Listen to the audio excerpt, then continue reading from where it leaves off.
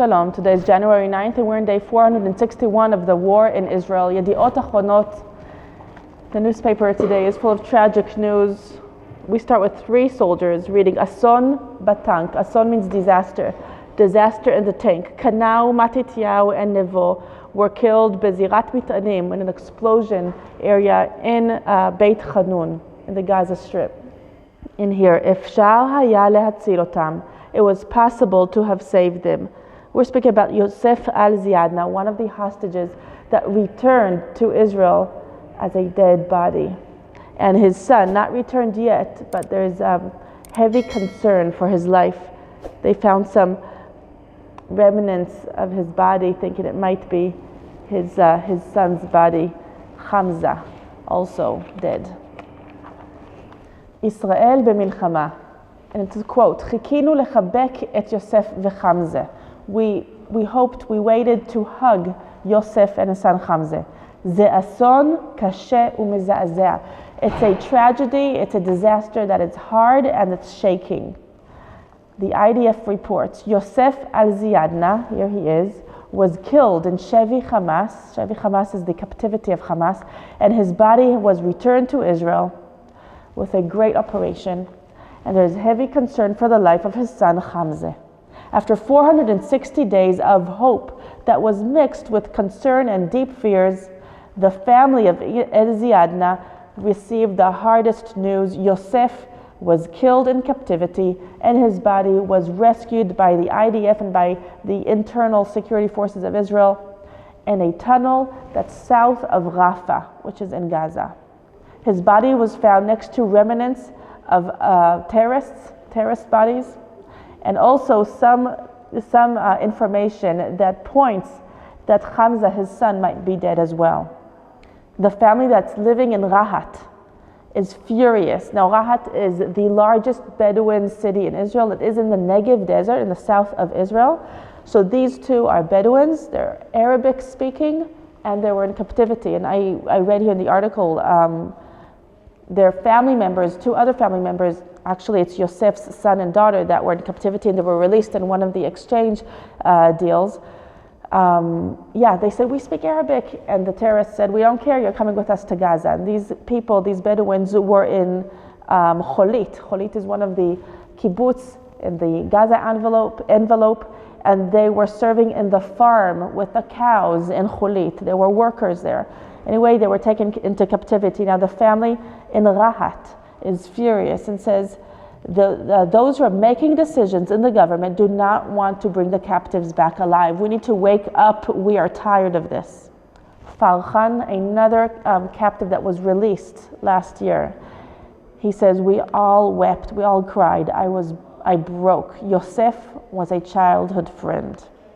So there's deep grief and deep sorrow right now in Rahat, and much anger. Here in this picture we see Hamas terrorists dressed up as IDF soldiers in their moments of taking captive Yosef and Hamza and the other Bedouin members of the family.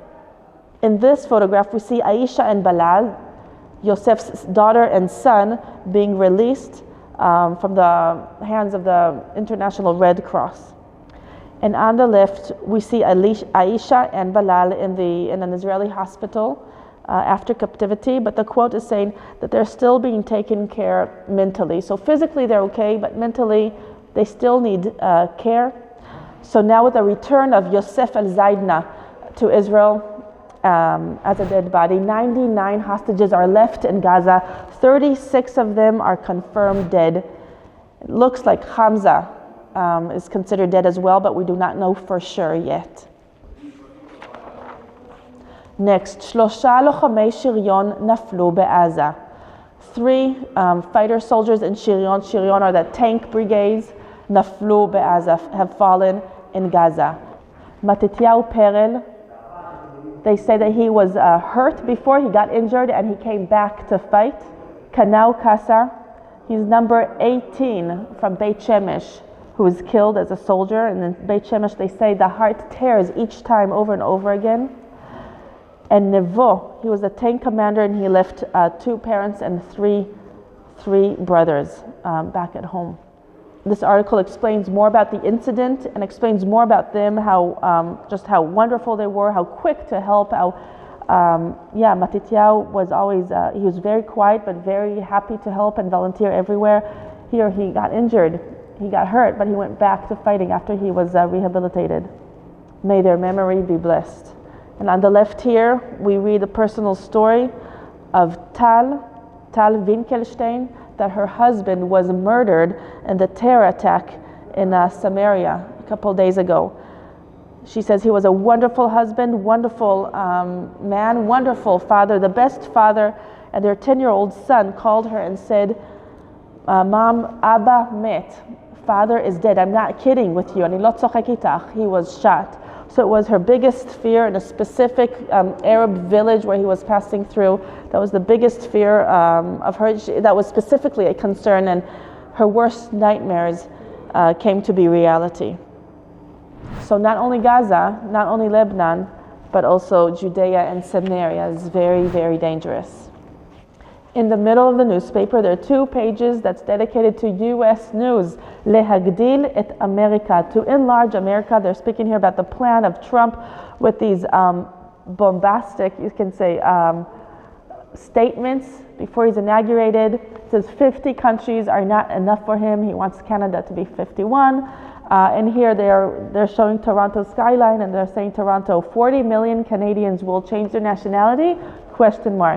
Speaking here about Greenland wanting to be part of the U.S. Here's Canada's map according to Trump with the American flag. And here we see Panama's Canal and Trump wanting to change the name of the Gulf of Mexico to the Gulf of America. And they're explaining here to the Israelis what Trump supporters say, Trump's advisors say that this is part to push back China and Russia's global influence. So he's got an idea. Now, generally speaking, Israel loves Trump. They think Trump is very good for Israel. Trump will protect Israel. Trump will release the hostages. So here, 2 pages are dedicated to U.S. news, including the fires in California with horrific pictures of houses burning. That's happening right now. The 3 major forest fires are happening in California. We see a lady here in a wheelchair. Israelis love California. They love LA. They go travel there. They have family and friends there. So this is quite close to the heart, and we really pray for protection. This does seem horrible. We will end with something good, with a great investment into the Gaza envelope Jewish communities. Hatzmachat HaNegev HaMaravi VeHaGalil, the growth of the Western Negev and the Galilee, היא המשימה הציונית החשובה ביותר של דורנו, is the Zionistic mission, the most important Zionistic mission in our generation. And this is UJA, the Federation of New York, the Jewish Federation of New York, that has been cooperating with 150 leading organizations, and they have invested over 60 million shekels to help the communities in Israel, near Gaza, and in the Galilee, to rehabilitate and to bring back their communities back to life. The Israelis are saying that this, not only that it's not only the money, but it's actually that we were heard, says Nir Yitzchak resident. We felt that we can really trust them. This project is called Horizon, and Shmuley, who is the CEO of the Jewish Federation of New York here in Israel, he says, we have an important message to the communities in the Gaza envelope. We are here, we're not going to anywhere. We will continue to stand and to help with everything that we can. This is one of the most important Zionistic missions of our generation, and it is a great privilege for us to take place in this alongside the residents, these amazing residents. זה הפרויקט החשוב ביותר שאנחנו עושים היום בישראל. This is the #1 most important project that we are doing today in Israel. God bless them. May more and more help come to the right hands, to the right communities. The communities can use it well and really rehabilitate themselves after the ongoing, unfolding crisis that is still happening. Here in the picture we see Itzik Shmuley, the CEO of the Jewish Federation of New York here in Israel. And here's Arik Goldstein, the CEO of the Jewish Federation of New York. This is it for today. Thank you for supporting All Israel News. And please, if you like this video, Like it and send it to your friends. For more news that matters, go to allisrael.com and follow us on our social media. I'm Rotem again for All Israel News.